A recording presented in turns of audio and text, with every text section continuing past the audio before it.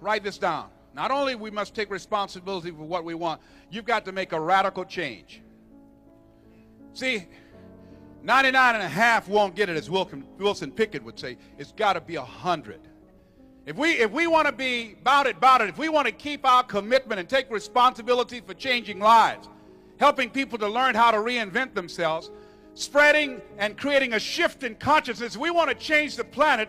If we're talking about putting over 2 or 20,000 or 100,000 people in a coliseum, in a big meeting room in the year 2000 in Orlando, we're behind right now, ladies and gentlemen. We've got to make a radical change. When you make a radical change, you're passionate about it. You don't talk to 10 or 15 people a day. You make a radical change, you're serious about what it is you're doing. You're talking to 75, you're talking to 100 people a day. When you make a radical change in your life, I had a friend that I saw him and I knew that he was not the person that I once knew. He had a religious conversion. He'd made a radical change in his life. Did not necessarily agree with him philosophically, but this guy that I knew that used to walk around with his pants all hung down, shirt out, unemployed, on drugs, high day in and day out, when I saw him in a suit selling newspapers on a corner for a quarter, I knew something had happened to him. He'd made a radical change in his life. He dropped that heroin. Something happened to him. The people that make a difference in their lives, the people that make a difference on the planet, the people that make major contributions, a lady whose child had been killed by a drunk driver. Many people have had children killed by drunk drivers, but there was a lady who said, no, my child is dead, no. With everything in me, I'm going to make sure no other mother will have to go through the pain that I'm suffering. I'm going to make sure for the rest of my life I will invest my time, my energy, my money, everything to take drunk drivers off the highway. Has she succeeded in doing it? No. But she's on the path. All across this country, drunk driving legislation and laws exist that did not exist until that lady, housewife, never been politically involved, said never again. Made that decision. People make some radical decisions about their lives. Radical decisions. And they don't care whatever it takes to get the job done. I remember when I was at the Chrome Detention Center when they were incarcerating Haitians coming to this country. And I remember a Haitian minister that I work with. And when he came in, and even though I did not understand the language that he was speaking, and his commitment was to give them hope in the midst of this dismal situation. And I saw the eyes and the people that he talked to. Many of the inmates, when they came in there in shackles, their eyes were down. And I remember as he spoke, and even though I could not understand his words, I felt his passion. And I saw them look up.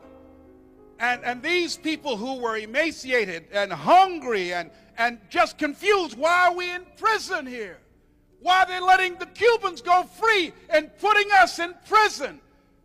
Why can't I see my family? Why you have me caged like this? And as he spoke, Father Von Jus, that radicalness in his spirit, his energy, these men who came in depressed left there with a new energy, left there with a new spirit. As we look at ourselves and look at our lives, you got to make radical changes.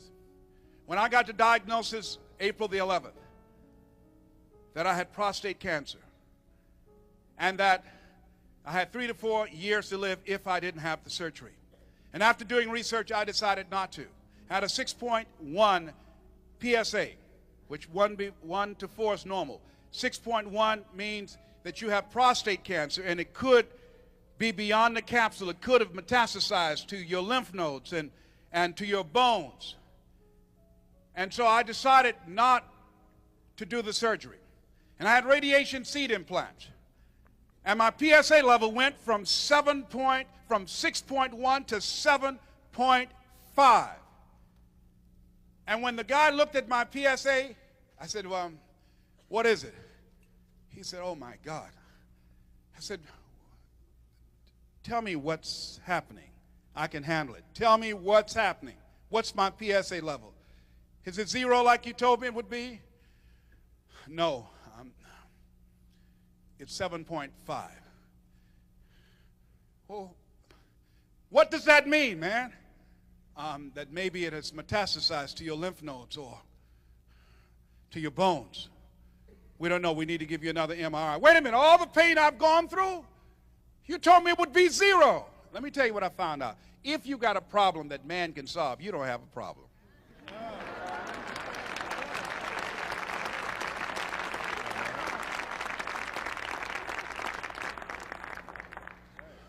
We need to give you some other procedures. No, I'm not going to do that. I decided to take responsibility for my life.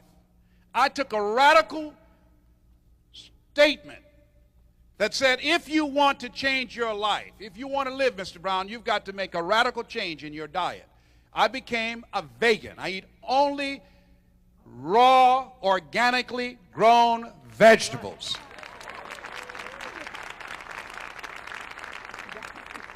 I had friends praying for me, many people out in this audience praying for me. And I thank you for your prayers. Through the radical vegetables, thank you very much. Through the radical vegetables. Come on with it. Through the radical change in my diet, through prayer, people praying for me at a scheduled time, on a daily basis, through exercise, my PSA now is 3. Hello, hello, hello.